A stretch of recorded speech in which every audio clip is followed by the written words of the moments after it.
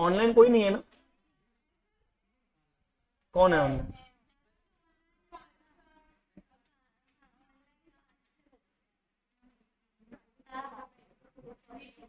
Online के चक्कर में कई बार इंटरनेट काम नहीं करता ना सही से, तो रिकॉर्डिंग भी खराब हो जाती है। चलिए आ जाइए, देख लीजिए फिफ्थ फेज। अच्छा पहले तो 4 फेज पहले रिवाइज करेंगे।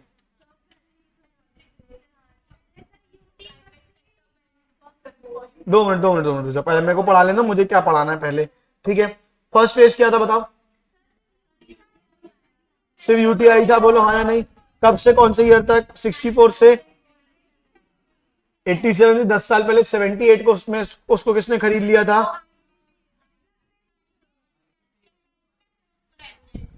ना 78 में क्या डीलिंग हो गया था आरबीआई से एंड आईडीबीआई ने उसको खरीद लिया था। क्लियर है क्या? बोलो सेकेंड फेज में क्या आया 87 से? पब्लिक सेक्टर बैंक्स आ गए और एलआईसी आ गए, बोलो हाँ या नहीं। और जीआईसी, एसबीआई पहला म्यूचुअल फंड था। क्लियर है क्या? और बाकी सब ये can bank mutual fund, Punjab national bank mutual fund, Indian bank mutual fund, bank of India, bank of Baroda, ठीक है, एलआईसी, ये सब लोग ने अपने अपने लेते आ गए, बोलो हाँ या नहीं। फिर कौन सा आया थर्ड फेज में? क्या हुआ? और उसी के साथ कौन आ गया? सेबी, ठीक है क्या? 1993 में पहली सेबी म्यूचुअल फंड रेगुलेशंस आई थी, ठीक है क्या? Except UTI. द ईस्टर्न वाइल Kothari Pioneer was the first private sector mutual fund registered in July 1993। ये सब पढ़ लिया था अपन ने, याद है ना? The number of mutual fund increase over the years with many foreign sponsors setting up mutual funds in India. Also the mutual fund industry witnessed several mergers and acquisitions. Fourth phase में क्या हुआ था बताओ? UTI दो टुकड़ों में टूट गया था, एक था सूटी, एक था यूटीआई। सूटी मतलब कि specified undertaking of unit trust of India. इसमें किसका कंट्रोल था? गवर्नमेंट का। इसमें किसका कंट्रोल था? गवर्नमेंट का। क्या बात समझ रहे हो? यूटीआई में किसी का कंट्रोल नहीं था, उसको बैंक्स ने मिलकर खरीदा था। और यूटीआई पे सेबी रेगुलेशंस लगते थे, लेकिन सूटी पे सेबी रेगुलेशंस नहीं लगते थे। याद है कि नहीं याद है? इतना अपन ने पढ़ लिया था, हाँ ना? बोलो ना यार, पक्का। अब कौन सा फेज आता है? Fifth phase. कौन सा फेज आता है? Fifth phase. Taking the cognizance the lack of penetration of mutual fund specially in tier 2 and tier 3 cities। मतलब क्या हुआ? टायर 1 सिटीज में तो म्यूचुअल फंड आ गए थे, लेकिन टायर 2 और टायर 3 सिटीज के लोग अभी भी म्यूचुअल फंड में इन्वेस्ट करने से डर रहे थे। टायर 2 टायर 3 समझते हो ना? टायर 1 यानी कि बड़ी सिटीज जैसे कि मुंबई, पुणे, बैंगलोर।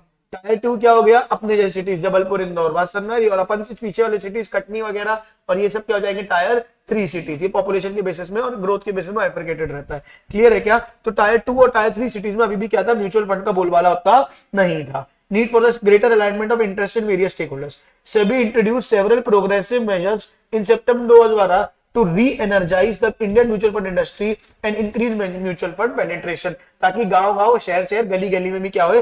म्यूचुअल फंड पहुंचे। In the due course, measure did succeed in reversing the negative trend that had set in after the global meltdown and improved significantly after new government was formed at the center। ठीक है क्या? जब जैसे new government बनी 2014 के बाद से, उसके बाद से बेटर हुआ है, ऐसा इन लोग बोल रहे हैं। Since May 2014, the industry has witnessed steadily inflows and increase in AUM as well as the number of investor folios.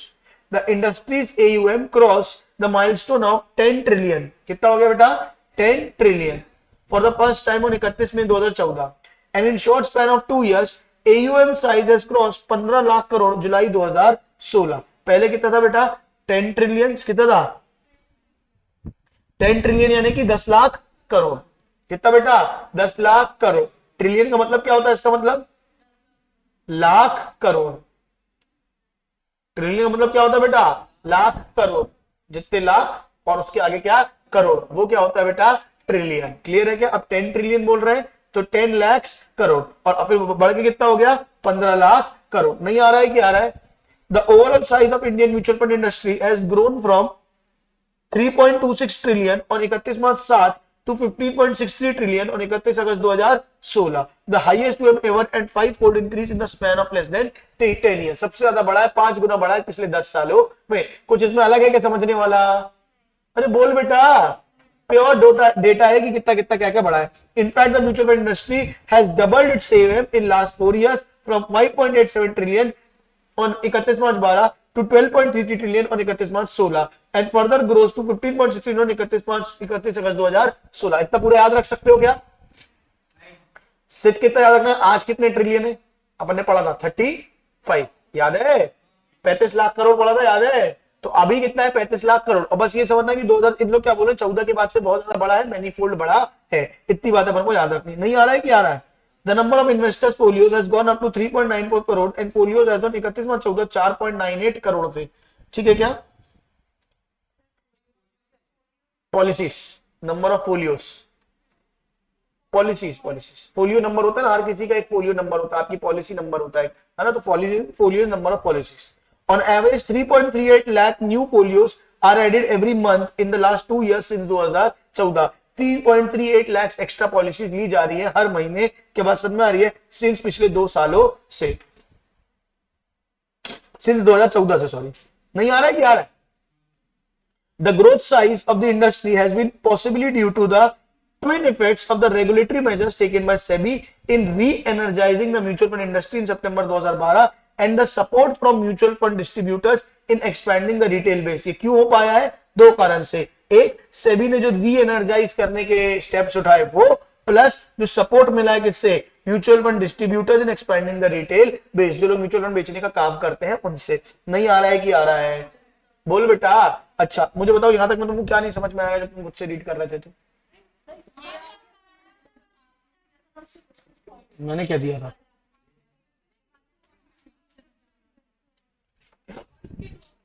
एक सेकंड, कौन सा पॉइंट बोला था मैंने? ये वाला, चलो ठीक है। हाँ, अभी अपन आगे बढ़ ही रहे ना। Mutual and distributors have been providing the much needed last mile connect with the investors, particularly in smaller towns, and is not limited just enabling investors to invest in appropriate schemes but also in helping investors stay on course through bouts of the market volatility and experience the benefit of investing in mutual funds। जो investors जो बेचते हैं mutual fund, उन लोगों ने बहुत मदद की है। वो लोगों ने लोगों को बहुत ज्यादा सिखाया, पढ़ाया है कि कैसे आप इन्वेस्ट कर सकते हो म्यूचुअल फंड में। जब मार्केट नीचे गया तो उनको एनकरेज किया कि नहीं, अभी पैसा मत निकालो क्योंकि आगे चल के मार्केट बढ़ेगा। ठीक है क्या? मतलब कुल मिला के बहुत बड़ा हाथ रहा है, बस ये बोलना चाह रहे हैं। नहीं आ रहा है कि आ रहा है? In fact, even though financial 15-16 was not very good year for the Indian security market, the mutual fund industry witnessed steady positive net inflows month after month। Even the financial institution investors were pulling out in a big way। जो foreign institutional investors हैं, वो अपना पैसा क्या कर रहे थे? निकाल रहे थे। This was largely because of the hand holding of the investors by the mutual fund distributors and convincing them to stay invested and or not to invest in lower NAVs when the market had fallen। मतलब जब भले मैंने बताया था ना FII पैसा निकाल रहे थे, फिर भी हमारा मार्केट उतना गिरा नहीं, क्योंकि हम रिटेल इन्वेस्टर्स ने अपना पैसा लगाया था। और क्यों लगाया था? क्योंकि हमने सबने पैसा कहां पे लगाया था? म्यूचुअल फंड्स में। नहीं आ रहा है कि आ रहा है? NAV नेट एसेट वैल्यू, किसी भी एक जैसे शेयर की प्राइस होती है ना, वैसे एक म्यूचुअल फंड की जो आप यूनिट खरीदते हो उसकी NAV होती है। अभी तो इतना समझो, बस समझ आ रहा है कि नहीं आ रहा है? तो अभी क्या था? क्योंकि गिरा हुआ मार्केट है, सुन रहे हो? गिरा मार्केट, गिर गया तो लोग क्या लगे? बेचने लगे। लेकिन म्यूचुअल फंड डिस्ट्रीब्यूटर ने समझाया अभी बेचने का नहीं, अभी खरीदने का टाइम है। अभी मार्केट गिरा हुआ मतलब सस्ता है, अभी खरीदोगे तो ज्यादा यूनिट्स मिलेगी। ये मत सोचो कि वैल्यू कम मिल रही है, ये सोचो क्या मिलेगी? ज्यादा यूनिट्स। कल को जब वैल्यू बढ़ जाएगी तो आपके पास ज्यादा यूनिट्स रहेंगी और आप ज्यादा पैसा कमाओगे। एक्चुअली में शेयर मार्केट क्या बोलता है? When everyone is selling you buy, and when everyone is buying you sell. ये एक नियम चलता है शेयर मार्केट का। क्यों? व्हेन एवरीवन इज सेलिंग मतलब शेयर मार्केट गिर रहा है। होता क्या है? मेरे 1 लाख रुपए लगे हुए हैं, अब वो गिरे, कितने हो गए? 80, और गिरे कितने हो गए? 60, और गिरे कितने हो गए? 50। अब मेरे को डर लगने लगा कि ये जीरो ना हो जाए, 50,000 का नुकसान हो चुका है। एक काम करता हूं, निकाल देता हूं, बेच देता हूं, कम से कम 50,000 तो मिलेंगे, नहीं तो ये भी नहीं मिलेंगे। कोई ने होल्ड किया और 50 से कितने हो गए? 30, और डर लगा, अब बेच दिया।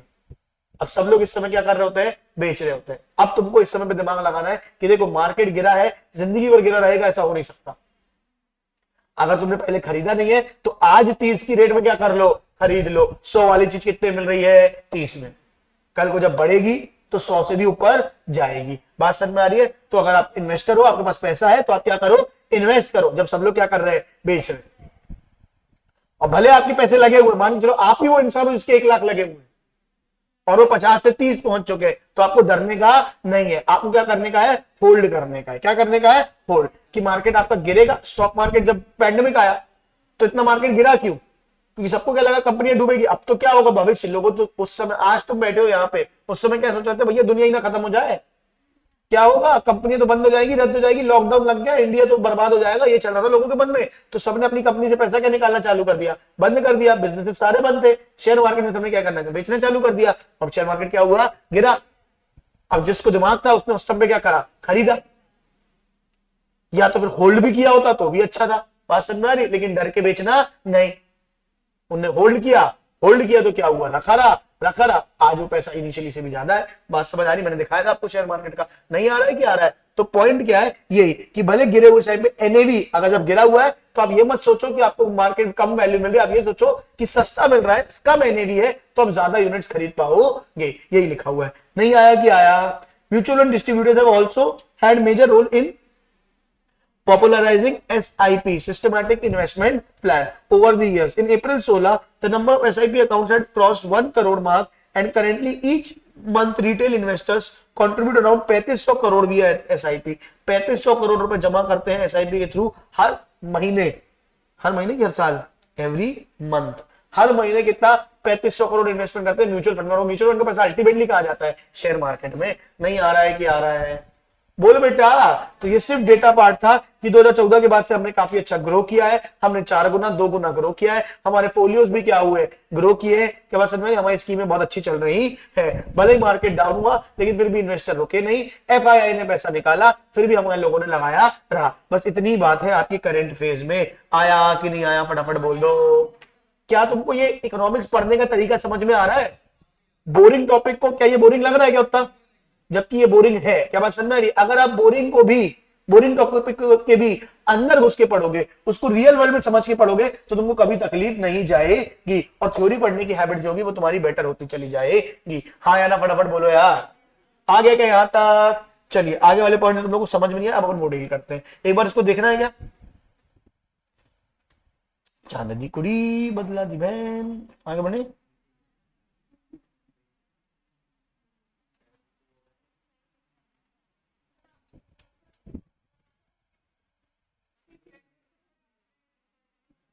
हाँ वही वही होते हैं नोट्स, वही होते हैं नोट्स, और कुछ नहीं होता।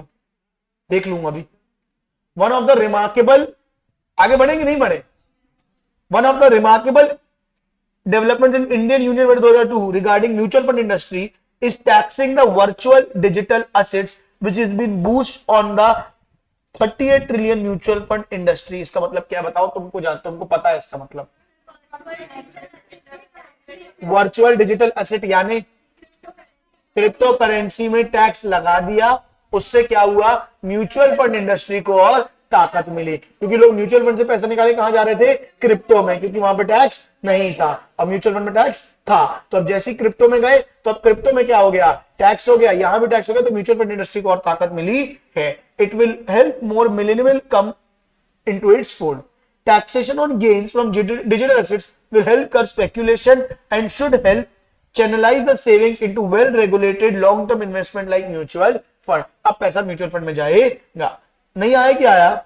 Further, in order to capture the transaction details, it was proposed to provide tax or tax deducted at source। पढ़ा चुका हूँ TDS, ठीक है क्या? On payment made in relation to transfer on virtual digital asset at the end at the rate of 1% for such consideration above monetary threshold। 1% का TDS कटता है, ये एक बात बस आपको याद रखनी है। नहीं आ रहा है कि आ रहा है? 1% का टीडीएस का मतलब, बस अगर 10% टीडीएस कटता है इसका मतलब क्या होता है, सुनना ध्यान से। फॉर एग्जांपल मैं मानसी को रेंट देता हूं, क्या देता हूं, रेंट 10,000 रुपए का रेंट, उसकी इनकम है, मेरा क्या है, एक्सपेंस। इनकम टैक्स किसको भरना चाहिए, मानसी को। तो अगर 10% टीडीएस, सरकार ने क्या बोला, जब भी पेमेंट करो 10% टीडीएस काटो, तो 10,000 का 10% कितना होगा, 1,000। तो मैं 9,000 किसको दूंगा, मानसी को, और 1,000 किसको दूंगा, सरकार। ये क्या हो गया, 1% टीडीएस। अब जब भी क्रिप्टो करेंसी पेमेंट करूंगा, जितनी भी पेमेंट करूंगा, उसका 1% काट के बाकी का 99% क्या करूंगा, पेमेंट करूंगा, और वो 1% किसको पे करूंगा, सरकार को। इससे क्या होगा, जितने भी ट्रांजैक्शन हो रहे हैं वो सरकार के पकड़ में आ जाएंगे। नहीं आई क्या बात, फटाफट बोलो बोलो।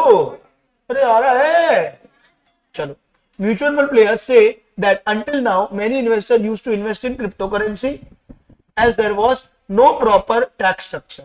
With this announcement, it makes sense to book the profits in the virtual digital asset and move the money into financial assets like mutual fund. कि अब आप पैसा कहां पे लगा सकते हो? म्यूचुअल फंड में लगा सकते हो. Further in the budget, it was proposed to cap the surcharge on long-term capital gains. कुछ भी लिख देते हैं इन लोग, क्या बात समझ में आ रही है? Surcharge on long-term capital gain arising on transfer any type of asset at 15%. ये नहीं समझ में आया होगा? देखो होता क्या है मैं बता देता हूं. सरचार्ज क्या, वही मैं बता रहा हूं, तुमने सब पढ़ा नहीं है, तुम्हारे मैंने डाल दिया है. सरचार्ज क्या होता है? Tax on tax. सरचार्ज क्या होता है? Tax on tax. जब आप बहुत ज्यादा कमाते हो, 1 करोड़ से ऊपर कमाते हो, तो आपका टैक्स आता है और उस टैक्स पे भी सरकार क्या लगाती है? और टैक्स लगाती है. उसको हम क्या बोलते हैं? सरचार्ज. बात समझ आ रही है कि नहीं आ रही है? नहीं आ रही है? 2 मिनट, अपन दूसरी कहानी में आ चुके हैं. अभी 2 मिनट में कंप्लीट करने दो, फिर बता दूंगा. यहां तक समझ आ रहा है कि अबे सुन रहे हो क्या बता रहा हूं? सरचार्ज का मतलब क्या होता है? Tax on tax. तो further in the budget it was proposed to cap the surcharge on long-term capital gain arising on transfer of any type of capital asset at 15%. According to the Grant Thornton Bharat, the current rate of surcharge on long-term capital gains arising at any SEC from transfer of equity-oriented mutual fund is capped at 15%. तुमको बस बताऊं कितना याद रखना है? तुमको तो याद भी नहीं रखना, पूछा नहीं जाएगा, लेकिन फिर भी बता देता हूं, बस इतना समझ लो. जब आप बहुत ज्यादा पैसा कमाते हो तो आपको क्या लगता है? सरचार्ज. टैक्स तो लगता ही लगता है. टैक्स के ऊपर भी क्या लग जाता है? टैक्स, जिसको हम क्या बोलते हैं? सरचार्ज. बात समझ में आ रही है क्या? अब यहां बोला अगर आप म्यूचुअल फंड बेचते हो तो आप पैसे कमाते हो. अरे इन्वेस्ट करते हैं, मैंने बताया ना, आपके 1 लाख, कल अपन कैलकुलेट करे थे ना, 1 लाख 10 करोड़ हो जाएंगे. तो 1 लाख से 10 करोड़, 1 करोड़ के 10 करोड़ हो गए, तो 9 करोड़ तुम्हारी क्या हो गई? कमाई. अब ये 9 करोड़ तुम्हारी कमाई हो गई इनकम. इस इनकम पे क्या लगेगा? टैक्स. और उस टैक्स पे क्या लगेगा? टैक्स. सरचार्ज. तो सरचार्ज मैक्सिमम अब से कितना लगेगा? 15%. ऐसी बात बोली गई है कि अब सरचार्ज 15% ज्यादा नहीं लग पाएगा. इससे ज्यादा डीप में इसमें जाने की जरूरत नहीं है, क्योंकि फिर मतलब मुझे पूरा तुमको टैक्स पढ़ाना पड़ जाएगा. जब तुम एग्जीक्यूटिव में आओगे तब तुमको प्रॉपर पढ़ाऊंगा सरचार्ज क्या होता है, कैसे होता है, कैसे लगता है, क्या लगता है. नहीं आया कि आया? बोलो, बोल बेटा. चलिए अगला क्या है? The current rate of surcharge ITC arising from transfer of debt-oriented mutual funds depends on the legal status of the taxpayers and could go up to 37%. क्या बात समझ में? डेट ओरिएंटेड में कितना है? 37%. और इक्विटी में कितना है? 15%. बस इतना ध्यान रख से तो ठीक, वरना जिंदगी की टेंशन मत लेना. क्लियर है? All clear? अच्छा, इसमें कौन से पॉइंट तुमको समझ नहीं आए थे बताना. ये वाले में वो सिर्फ सरचार्ज वाला ही समझ में नहीं आया होगा. हाँ बोलो ना यार. अगला क्या है? की highlights as of October 2021. AUM यानी कि असेट अंडर मैन, पता है ना इसका मतलब? Manage by mutual fund industry stood eight 37.33 trillion. ये अपन ने पढ़ा था सबसे ज्यादा, यही चल रहा है 2021 का. As of October 2021 the total number of account stood at 11.44 million. तुमको डेटा से यही वाला याद रखना है, ठीक है क्या? As of August 2021 AUM manage by the mutual fund industry stood at 36.59 trillion. And the total number of accounts stood at 108.5 million. In May 2021, the mutual industry crossed over 10 crores folios. Inflows of Indian mutual fund scheme SIPs were इतना. As of September 2021, AUM managed by the mutual industry इतना. सिर्फ data ही data है. क्या बात समझ में आ रही है? तुमको मत याद रखो, सिर्फ रिसेंट याद रखो कि 2022 का कितना है. That's it. उससे ज्यादा तुमको नहीं ध्यान रखने की जरूरत है. 15% टैक्स है. इक्विटी वाले मैंने बताया था ना, इक्विटी ओरिएंटेड म्यूचुअल फंड है, डेट ओरिएंटेड म्यूचुअल फंड है. इक्विटी ओरिएंटेड म्यूचुअल फंड में कितना टैक्स है? 15%. और डेट ओरिएंटेड म्यूचुअल फंड में कितना परसेंट है? 35%. समझो भी.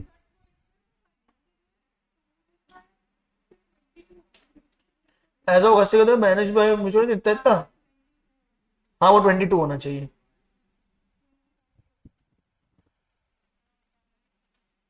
इन फाइनेंशियल, तो सुनो ना, सिर्फ करंट डेटा अभी का जो चल रहा है अगस्त 2022 का एक बार देख लो. अक्टूबर, जुलाई, अगस्त 2022 का देखो, उसको याद रखो. 21 का किसमें? लेकिन पेपर में वो लोग कौन सा पूछ लेते हैं? कई बार करंट भी पूछ लेते हैं, तो इसलिए तो बोल रहा हूँ पुराना, क्योंकि ये लोग मॉड्यूल अमेंड नहीं करते लेकिन क्वेश्चन पेपर अमेंड कर देते. नालायक है ना, इसलिए करंट वाला देखो एक बार. देख पाओगे क्या मोबाइल में? क्या ओम भैया, कहाँ सब बढ़िया?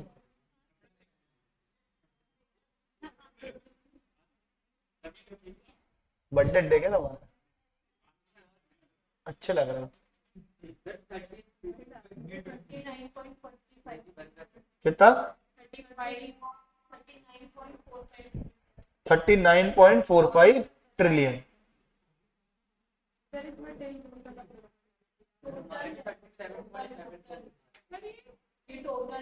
हाँ 39.45 ट्रिलियन। अरे देखो 38 39 के आसपास है, याद रखना। और एक बार बता दूं, अगर करंट का पूछता है जो सबसे ज्यादा हो, सीधी सी बात है, कॉमन सेंस लगाओ ना, जो सबसे ज्यादा हो। लेकिन 40 अभी नहीं पहुंचे, 39 के आसपास है। क्लियर है कि नहीं? फटाफट बोल दो।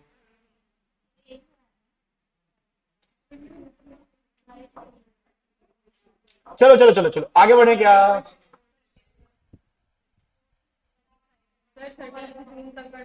कौन सा पॉइंट? अभी पहले 2 मिनट रुक जाइए, खत्म करा दे, फिर अपन ऊपर ही चल रहे हैं। ये वाला, ये वाला।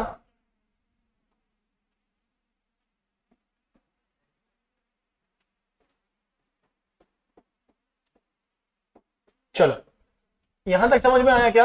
अच्छा अब मेरी बात 2 मिनट सुनना। तुमको रीड करके आया, तुमने रीड किया था? कितनों को समझ में आया था, कितनों को समझ नहीं आया? कितनों को समझ में आया था थोड़ा? जो मैंने बताया वही समझ में आया था ना? कितनों को समझ में नहीं आया था? नहीं आया था, नहीं आया था समझ में। देखो मैं तेरे को बता रहा हूं, मैं एक कॉमन फर्क बताता हूं क्या है, किसको समझ में आता है रीडिंग से, किसको समझ में नहीं आता है। जिसको जूझते आता है ना वो समझ जाता है। जूझने का मतलब समझते हो? जूझने का मतलब ऐसे घुस के पढ़ रहे हैं, नहीं समझ में आया फिर से रीड किया, नहीं समझ में आया फिर से रीड किया, समझ में आ जाएगा। एक होता है। दूसरा बंदा कैसे होता है? रीड किया, अरे यार क्या लिखा है, दूसरे पढ़ में अरे यार क्या लिखा है, तीसरे पढ़ में अरे यार पता नहीं क्या ही लिखा है, अरे यार कुछ समझ नहीं आ रहा, छोड़ो। वही वही बता रहा हूं मैं। अगर आपको अपनी रीडिंग स्किल सुधारनी है तो सबसे पहले आपको अपना जूझना सीखना पड़ेगा। जूझने का मतलब आप 1 बार 2 बार 3 बार रीड करो, नहीं समझ में आ रहा तो मार्क करो, आके पूछो। याद रखो, मैं इसका इंटरप्रिटेशन बताना मेरे लिए बड़ी बात है क्या? 2 मिनट बता सकता हूं, जल्दी कोर्स कंप्लीट हो जाएगा। लेकिन अभी हमारा नवंबर में एग्जाम है, हम तुमको रीडिंग सिखाना चाह रहे हैं कि तुम खुद से पढ़ के सीख पाओ कि लिखा क्या हुआ है। बात समझ में? अभी जो तुम लोग बोल रहे हो इस होमवर्क वाले पोर्शन में कुछ भी, सिर्फ वो कैपिटल गेन वाला पॉइंट अगर छोड़ दूं, वो नहीं समझ में आता, मैं खुद बोल रहा हूं, सर्चार्ज अर्चार्ज, क्योंकि पता ही नहीं तुमको होता क्या है ना, वो वाला पॉइंट छोड़ के, जैसे फॉर एग्जाम्पल अपन ने अभी क्या पढ़ा, ये था, जैसे फॉर एग्जाम्पल ये था, मुझे बताओ इसमें ये वाला पॉइंट था, ये समझ में आया था क्या? ये वाला पैराग्राफ बोलो, ये वाला पैराग्राफ डिजिटल करेंसी के लिए था, यानी कि टीडीएस कटेगा 1%, ये अपन पहले बात कर चुके थे, ये समझ आया था कि नहीं आया था? फिर ये वाला पॉइंट, अब क्या है कि क्रिप्टो करेंसी में इन्वेस्ट करते थे क्योंकि उसमें टैक्स नहीं था, अब टैक्स है तो अब इस पे इन्वेस्ट करेंगे, यही बात लिखी है। ये समझ में आया थी कि नहीं आई थी?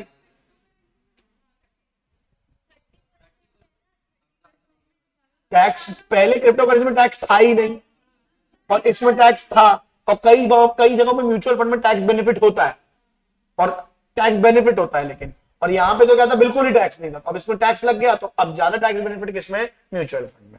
चलो यहां तक समझ आया कि नहीं आया? बोलो। फिर क्या है?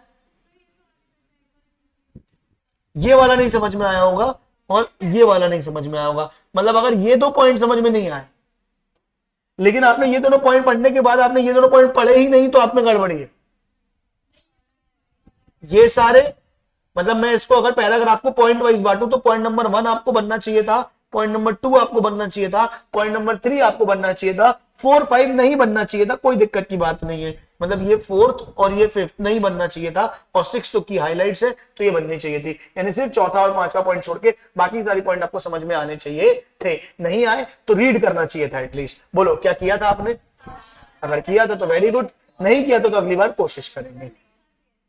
चलो वेरी गुड, चलो आगे बढ़े आगे बढ़े आगे बढ़े। ऊपर वाला एक पॉइंट था ना जो छूटा हुआ है, जो डाउट था बच्चों, कौन सा था? Digitalisation and fast emerging new ecosystem. अब ये अपन पढ़ेंगे, मैं सिर्फ रीड करूंगा, ठीक है क्या? अच्छा मैं तुमको रीडिंग का भी थोड़ा सिखाता हूं, मैं सिर्फ रीड करूंगा, तुम मतलब बताओगे मेरे को, ठीक है? As 2020 Deloitte report in the aftermath of lockdown found some significant changes in the consumer behavior, with the overwhelming 96% of the respondents willing to go for digital transaction for meeting their day-to-day financing needs. क्या मतलब है इसका?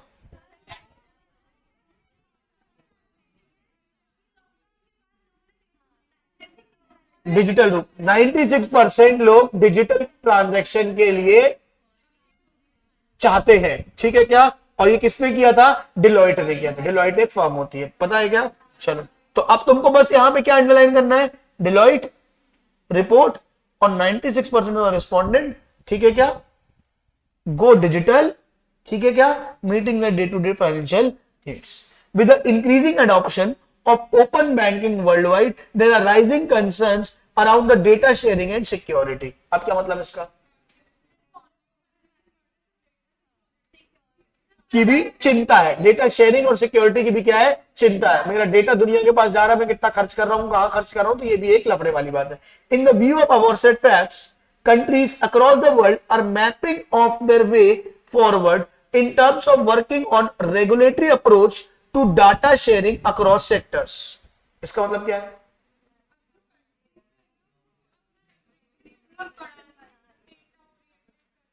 अब countries क्या कर रही है? नए नए कानून बना रही है। अब क्या है कि फॉर एग्जांपल मैं गूगल पे यूज करता हूं, अब गूगल पे का सर्वर कहां पे? गूगल का सर्वर कहां रखा हुआ है? यूएस में। गूगल का सर्वर कहां रखा हुआ है? यूएस में। मेरे हर एक ट्रांजैक्शन की खबर किसके पास है? यूएस के। हम सब के ट्रांजैक्शन खबर किसके पास है? यूएस के पास है। अगर सर्वर कहां पे रखा हुआ है? यूएस में। तो हर कोई क्या बना रहा है? नियम कानून बना रहा है। क्या नियम कानून बना रहा है? कि डेटा क्या रहे हमारे देश का, हमारे पास में ही रहे, हमारे पास सिक्योर्ड रहे। नहीं आ रहा है कि आ रहा है, क्योंकि बहुत सारे जियोपॉलिटिकल फैक्टर्स होते हैं। नहीं आ रहा है कि आ रहा है, फटाफट बोलो। India's financial and demographic landscape has witnessed a considerable change over last few years, with the growing number of fintech companies emerging. These companies have transformed the digital payments and lending markets, thereby including and increasing in digitalization. ये जो नई नई fintech कंपनियां बन के निकल के आई है, उनने डिजिटलाइजेशन क्या कर दिया? बहुत आसान कर दिया है।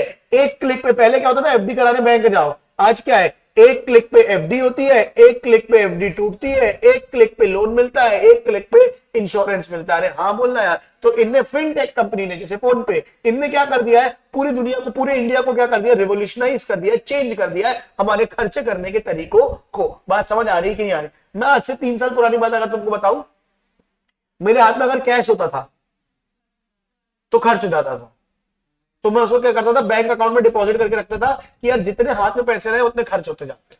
आज के जमाने में क्या हो गया? जितना अकाउंट में पैसा है उतना क्या हो जाता है? खर्च हो जाता है। उल्टा हो गया है। पहले हाथ में पैसे होते तो टिकते नहीं थे, अब उल्टा है, जो जेब में पैसे पड़े रहते हैं वो पड़े रहते हैं, और अकाउंट के पैसे क्या होते जाते हैं? कम होते जाते हैं। क्योंकि सबसे बड़ी बात क्या है? जब तुम ऐसे गिन के किसी को 10,000 रुपए दोगे तो तुमको बुरा लगेगा, ऐसे गिन के 50,000 रुपए दोगे तुमको बुरा लगेगा। ये तुमने स्कैन किया, 50,000 लिखा सेंड, तुमको पता ही नहीं चला तुम्हारे अकाउंट से 50,000 रुपए कम हो गए। बात समझ में आ रही? जो हाथ, जब हम गिन के हाथों से खर्च करते हैं ना, तो इसका मतलब पैसे क्या हाथ जेब में रखना चालू कर दे क्या? अकाउंट में रखना बंद कर दे क्या? नहीं, हमको दूसरे तरीके अपनाने पड़ेंगे। जैसे कि मैं क्या करता हूं, 2 बैंक अकाउंट है मेरे। एक बैंक अकाउंट कौन सा है? जिसमें पूरे पैसे रखे रहेंगे मेरे, उसका ना मेरे पास गूगल पे है, ना उसका मेरा कोई वो है, मतलब वो मैं अपने गूगल पे से लिंक नहीं करता हूं, फोन पे किसी भी पेमेंट ऐप से लिंक नहीं करता हूं। और मेरे जो रेगुलर ट्रांजैक्शन का अकाउंट है उसको मैं क्या करता हूं? रेगुलर खर्चों से, उसके लिए मैं गूगल पे से लिंक किया हूं। अब मैं महीने के 50,000 रुपए इसमें डाल देता हूं। अब खर्च किया 15 दिन में खत्म हो गए तो फिर डाल देता हूं। इससे पता चलता है कि एक महीने में मैंने कितना पैसा इस अकाउंट में डाला और कितना पैसा क्या किया? खर्च किया। बात समझ में आ रही है? तो ये अलग अलग टेक्निक्स अपन को अपनानी पड़ेगी। आ रही है कि नहीं आ रही है? फटाफट बोलो। अरे बोल बेटा। मतलब ठीक है, चलो गुस्सा नहीं बेटा, ठीक है क्या? To ensure equitable regulatory landscape for all financial institution. बोलिए इतने सारे पैसे खर्च करते हो भैया, मैं नालायक, ठीक है, नालायक। To ensure equitable regulatory landscape for all financial institutions, India recently introduced an account aggregation framework for financial data sharing and ensure seamless access of data by the users. Government data shows that digital transactions grew close to 90%, बाप रे, देखो देख रहे हो क्या, 90% growth समझते हो कितनी ज्यादा होती है। Transaction grew close to 90% from 2,32,000 to over 4,30,000 in 3 years from financial year 19 to 21, primary led by UPI. UPI समझते हो ना। The value of digital payments in India will grow threefold to touch 1 trillion by financial year 2026 as compared to 300 billion in financial year 21. India recent announcement of adhering to UN's responsible digital payment principles is expected to transform the streamline the regulatory landscape of to make it safer. UN ने क्या बनाया, नियम कानून बना के दिए, अगर आप यूपीआई या कुछ भी ऐसा चला रहे हो डिजिटल पेमेंट का, तो उसके ये सारे फ्रेमवर्क आप फॉलो करो ताकि आपस में देश की क्या बनी रहे, सिक्योरिटी बनी रहे। उस फ्रेमवर्क को हम जब फॉलो करेंगे तो बहुत कुछ बदल जाएगा। आया कि नहीं आया, कोई खास नहीं था ये पॉइंट, बस इतना बताया था कि डिजिटलाइजेशन क्या हो चुका है, बेटर हो चुका है, 90% से क्या हो चुका है, ग्रो हो चुका है। हर कोई क्या कोशिश कर रहा है, डिजिटल ट्रांजैक्शंस करे, जिसमें ऐसा ऐसा ऐसा ऐसा ऐसा हुआ है। आया कि नहीं आया, फटाफट बोल दो।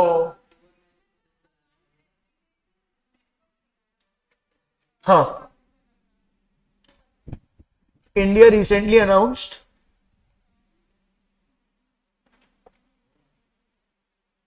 account aggregation firm for financial data sharing and ensure seamless access to data by the users।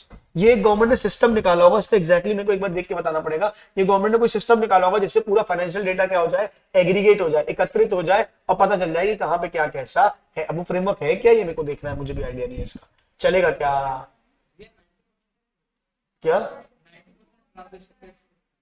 90%?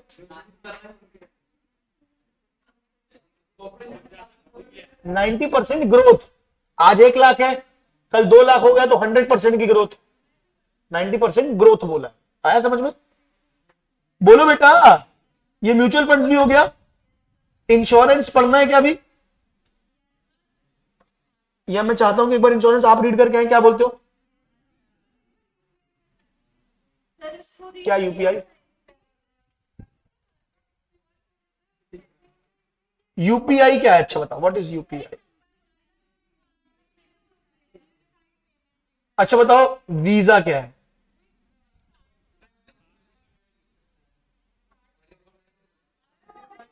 रुपए क्या है? देखो क्या होता है, अभी मेरे पास वॉलेट नहीं है, क्या होता है, अलग अलग कार्ड्स होते हैं। जैसे एचडीएफसी का कार्ड है, कार्ड एचडीएफसी का है, पर वो जो टेक्नोलॉजी पूरा जो सिस्टम यूज कर रहा है वो किसका यूज कर रहा है? वीजा। किसका? वीजा। तो आपका वीजा का कार्ड है। बैंक कौन सा? एचडीएफसी। पर अब बैंक पूरा डिजिटलाइजेशन ऑपरेट नहीं करता, वो कार्ड किसका है? वीजा। बात समझ में आ रही है? वैसे ही अगर मान के चलो एचडीएफसी का ही कार्ड है, लेकिन कार्ड काय का है? रुपए का। बात समझ में आ रही है? अच्छा, ये वीजा इधर सब फॉरेन कंपनीज है, और रुपए जो है कौन सी कंपनी है? इंडियन। बात समझ में आ रही है? वैसे ऑनलाइन पेमेंट जो अपन ने आया है उसके लिए जो सरकार ने बनाया है वो क्या है बेटा? यूपीआई। बात समझ में आ रही है क्या? तुम चाहे गूगल पे से पेमेंट करो, चाहे फोन पे से पेमेंट करो, तुम जो सिस्टम यूज कर रहे हो वो क्या यूज कर रहे हो? यूपीआई। क्या बात समझ में आ रही है? ये गवर्नमेंट का अपना है, अपने इंडिया का अपना है। क्या बात समझ में? हम डिपेंडेंट नहीं है दूसरे देशों पे, इसके लिए ये एक बहुत ही अच्छी बात है। ठीक है, पेमेंट इंटीग्रेशन सिस्टम होना, मुझे भी याद है, इंटरफेस। क्लियर है क्या? तो ये होता है तुम्हारा यूपीआई का सिस्टम। समझ में आ रहा है? अगर बोलोगे तो यूपीआई अलग से एक बार बता दूंगा कि पूरा क्या कैसा होता है, पर उसके लिए अपन को एक बार टाइम देना। ये इंश्योरेंस पर क्या होगा, क्या फटाफट बोलो। हाँ,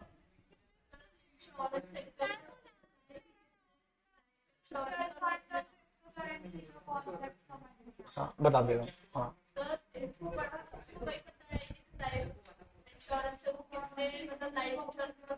कितने बस बस बस वो डेटा ही डेटा है ना, मतलब। हाँ, लेकिन मैं चाहता हूं, मैं कल पढ़ाऊंगा। ये तरीका सही लग रहा है क्या? मैं पढ़ाता पूरा हूं, लेकिन एक दिन पहले तुम रीड करके आते हो ना, तो तुमको इंटरेस्ट रहता है कि होने क्या वाला है इसके अंदर, कि बात क्या आने वाली। मैं एक बात याद रख लेना बेटा, जो नहीं पढ़ के आ रहा है ना और सीधे आके क्लास में बैठ रहा है ना, उसको क्लास बहुत ही बोरिंग और बकवास लगेगी, नहीं पता नहीं क्या चल रहा है। लेकिन जो घर पे एक बार रीड करके आएगा उसको बेटर समझ में आएगा कि बातें क्या हो रही है, क्योंकि जब घर में एक दिन पहले जूझते हो, नहीं बनता है, और अगले दिन आके समझते हो, तो तुमको बेटर अंडरस्टैंडिंग आती है कि अच्छा ये वाली बात थी, समझ आ रहा है कि यार। अच्छा, एक बच्ची पूछ रही क्रिप्टो और म्यूचुअल फंड, ये पूछ रही हो। म्यूचुअल फंड तो बिल्कुल अलग है। म्यूचुअल फंड क्या होता है बताया था मैंने क्लास में, हम सब क्या करते हैं, अपना पैसा शेयर मार्केट में लगाते हैं डायरेक्टली, तो वो कैपिटल मार्केट में इन्वेस्टिंग बोली जाती है। फिर क्या होता है, अगर हम सब पैसा एक कंपनी को दे दें और वो कंपनी हमारी जगह पैसा कहां पे लगाए, शेयर मार्केट, तो ये जो कंपनी है इसको एएमसी बोलते हैं। क्या बोलते हैं, क्या बोलते हैं, एएमसी। एएमसी बोले तो एसेट मैनेजमेंट कंपनी। कौन सी कंपनी, एसेट मैनेजमेंट कंपनी। और ये जो चीजें बेचेगी हमको, हम जो इससे खरीदेंगे वो क्या खरीदेंगे, म्यूचुअल फंड यूनिट्स। क्या खरीदेंगे, म्यूचुअल फंड के यूनिट्स। जैसे शेयर होता है ना, वैसे ही म्यूचुअल फंड के क्या होते हैं, यूनिट। सुन रहे हो क्या। और फिर ये यूनिट सरकार क्या करेगी, ये कंपनी क्या करेगी, इस पैसे को क्या करेगी, आगे शेयर मार्केट में लगाएगी। तो ये पूरा क्या कहलाता है, म्यूचुअल फंड। नहीं आ रहा है, क्या आ रहा है। इसको रेगुलेट कौन करता है, सेबी। इसको रेगुलेट कौन करता है, सेबी। क्या बात समझ में आ रही है। और इसमें नियम कानून पूरे ध्यान रखते हैं, गवर्नमेंट और सेबी मिलकर रखते हैं। हाँ, कोई कुछ पूछ रहा था।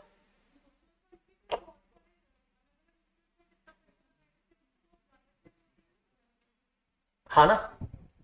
और यहां पे सेबी रेगुलेशंस भी आते हैं कि आप एक कंपनी में एक लिमिट तक ही पैसा लगा सकते हो।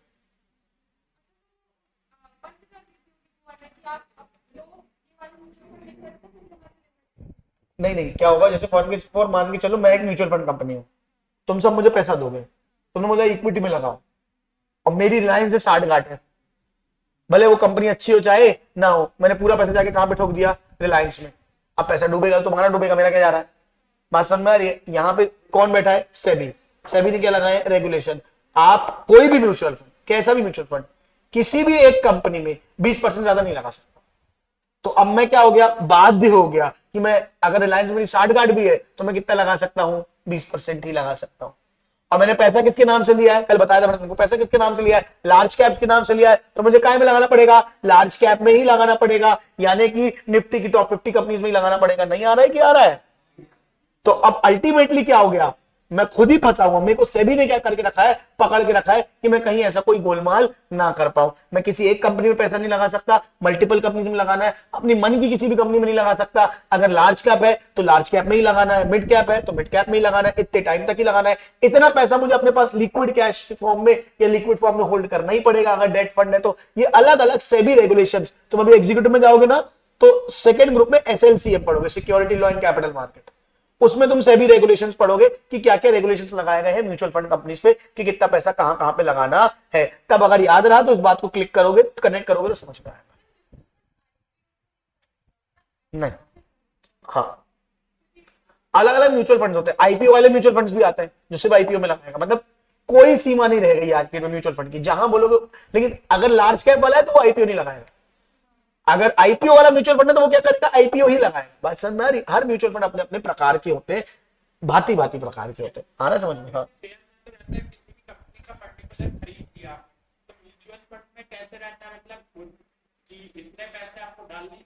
नहीं नहीं, आपको किसी भी एक कंपनी का, जैसे आपने जैसे शेयर किसी भी कंपनी खरीद लिया ना, वैसे म्यूचुअल फंड में किसी भी एक कंपनी का आपने खरीद लिया। मैंने दिखाया जो था तुम लोग को सामने, है ना, कि कौन सी कंपनी का खरीदना है, सारे लिस्ट दिखती है, कौन सी कंपनी का तुमको म्यूचुअल फंड खरीदना है। अलग अलग कंपनी, आदित्य बिरला है, रिलायंस है, पराग पारेख है, ये सब क्या है, अलग अलग म्यूचुअल फंड कंपनीज है, एसेट मैनेजमेंट कंपनीज है जो पैसा लेती है और म्यूचुअल फंड में लगवाती है। चलो, आया क्या समझ में। ये आपसे हर बार का एक एक्सपेंस चार्ज करते हैं, मतलब ये टोटल जैसे कमीशन चार्ज करते हैं आपसे। क्या बात समझ में आ रही है। अब तुम जब कभी भी देखो ना, मैं दिखा रहा था तुमको, उसमें एक्सपेंस रेशियो दिखता है। दिखाया था मैंने, नहीं दिखाया था। एक्सपेंस रेशियो नीचे दिखा के दिखता है, मतलब वो तुमसे कितना पैसा काटेंगे कुल मिला के, उसमें दिख जाता है कि वो तुमसे कितना पैसा तुम्हारा काटेंगे। ये देखो फॉर एग्जाम्पल, हाँ, टोटल एक्सपेंस लेते हैं। ये देखो फॉर एग्जाम्पल, ये एक्सपेंस रेशियो दिख रहा है, हर चीज का दिख रहा है। ईटीएम का 0.08% दिख रहा है एक्सपेंस रेशियो, आईसीआईसीआई प्रूडेंशियल का। डीएसपी कंपनी कितना है, 0.39%। मतलब ये मेरे से ज्यादा कमीशन ले रहा है और आईसीआईसीआई मुझसे कम कमीशन ले रहा है। समझ में आ रहा है कि नहीं आ रहा है। निपॉन कितना ले रहा है, 1.1%। दिख रहा है क्या, बहुत ज्यादा है। क्या बात समझ में आ रही है। सुंदरम कितना ले रहा है, 0.53%। क्लियर है क्या। एचडीएफसी कितना ले रहा है, 1.2%। आईसीआईसीआई कितना ले रहा है, 1.7%। आ रहा है क्या। ये कोटक कितना ले रहा है, 0.78%। तो ये अलग अलग स्कीम्स आपको अलग अलग एक्सपेंस रेशियो बताती है कि कौन सा है। नहीं आया कि आया। और क्रिप्टो क्या होता है, क्रिप्टो तो एक डिजिटल करेंसी है, ब्लॉकचेन कॉन्सेप्ट में वो डील करती है। That's it. इससे ज्यादा डिटेल तुमको जानने की आवश्यकता अभी इस एग्जाम पॉइंट ऑफ व्यू से नहीं है। चलेगा क्या, बोलो। क्या? हाँ हाँ, एनएफटी।